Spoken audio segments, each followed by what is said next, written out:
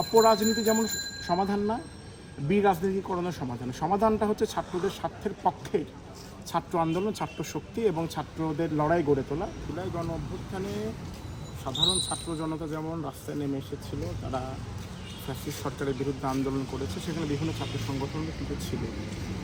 ফলে আমরা বলতে চাই যে বিশ্ববিদ্যালয়ের হলগুলোতে, ক্যাম্পাসে ছাত্রলীগের যে সন্ত্রাসী দখলদারিত্ব, পেশি শক্তি নির্ভর রাজনীতি, সেটা আমরা চাই না।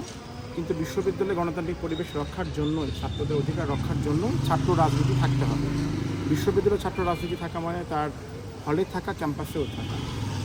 তার মানে আমরা সন্ত্রাস দখলদারিত্ব চাই না, এ কথা ঠিক। তার মানে আমরা ছাত্র রাজনীতি চাই না, এটা ঠিক নয়। আমরা মনে করি যে ছাত্র রাজনীতি নিষিদ্ধের মধ্য দিয়ে যে বিরাজনীতিকরণ হবে, এটার মধ্য দিয়ে বিশ্ববিদ্যালয়ের স্বার্থ যেমন রক্ষা হবে না, এখানকার গণতান্ত্রিক পরিবেশ আমরা রক্ষা করতে পারবো না। এবং বিশ্ববিদ্যালয় বা রাষ্ট্র কোনো অগণতান্ত্রিক সিদ্ধান্ত নিলে তার বিরুদ্ধে প্রতিবাদ তো ছাত্ররাই করবে। ফলে ছাত্র রাজনীতি না থাকলে বিরাজনীতিকরণ হবে, ছাত্রদের মধ্যে সচেতনতা সেটা যেমন তৈরি হবে না, এবং যে কোনো একটা অন্যায় সিদ্ধান্তের বিরুদ্ধে সংঘবদ্ধ প্রতিবাদের জায়গাটা নষ্ট হবে। ফলে আমরা মনে করি একদিকে যেমন সামনে ডাকসু নির্বাচন, সেই ডাকসু নির্বাচনটা হওয়া দরকার, আবার ছাত্র রাজনীতি থাকা দরকার।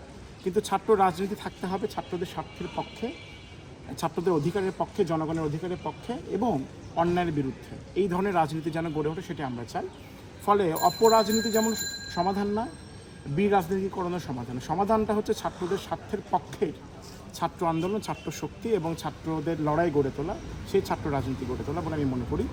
এবং গতকাল যে ঘটনা ঘটেছে, এটাকে সেন্টার করে প্রশাসন যে সিদ্ধান্ত নিয়েছে যে হলগুলোতে রাজনীতি চলবে না, আমরা মনে করি এই সিদ্ধান্তটা বিশ্ববিদ্যালয় প্রশাসন এভাবে নিতে পারে না, এবং এটা কোনো গণতান্ত্রিক সিদ্ধান্তও নয়, এবং এই দাবিটা গণতান্ত্রিক কোনো দাবি নয়। ফলে আমরা মনে করি যে ছাত্রদের সচেতন থাকতে হবে যেন তারা অপরাজনীতির শিকার না হয়, সন্ত্রাস দখলদারিত্বের শিকার না হয়। ফলে যে ছাত্র সংগঠনগুলো ছাত্রদের পক্ষে কথা বলবে, তাদের শিক্ষার দাবি নিয়ে কথা বলবে, তাদের সঙ্গে ছাত্ররা যুক্ত হবে, এবং যে ছাত্র সংগঠনগুলো সন্ত্রাসী কর্মকাণ্ড করবে, দখলদারিত্ব করবে, তাদেরকে শিক্ষার্থীরা বয়কট করবে। এটাই হওয়া উচিত বলে আমি মনে করি।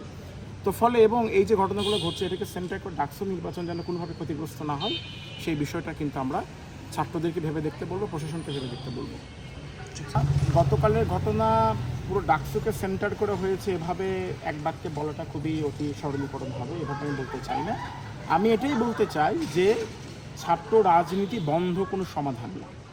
ছাত্রলীগের যে অপরাজনীতি, যেটা দেখে বিশ্ববিদ্যালয়ের ছাত্ররা দীর্ঘদিন ট্রমাটাইজ ছিল, এবং ছাত্রলীগের এই অপরাজনীতির বিরুদ্ধে, গুন্ডামি মাস্তানির বিরুদ্ধে দীর্ঘদিন আমরা কথা বলেছি, মার খেয়েছি, রক্তাক্ত হয়েছি। কিন্তু আমরা আবার এটাও বলতে চাই যে তার মানে ছাত্র রাজনীতি থাকবে না, এটা কোনো সমাধান হতে পারে না। সমাধানটা হচ্ছে ছাত্র রাজনীতি থাকা, সেই রাজনীতি যেন ছাত্রদের পক্ষে হয়, শিক্ষার পক্ষে হয়, জনগণের অধিকারের পক্ষে হয়, এবং বিশ্ববিদ্যালয়ের গণতান্ত্রিক পরিবেশ যেন বজায় রাখতে সহযোগিতা করে। সেই বিষয়টা আমাদের নিশ্চিত করতে হবে, ছাত্ররা সেই বিষয়ে সচেতন হবে বলে আমার ধারণা।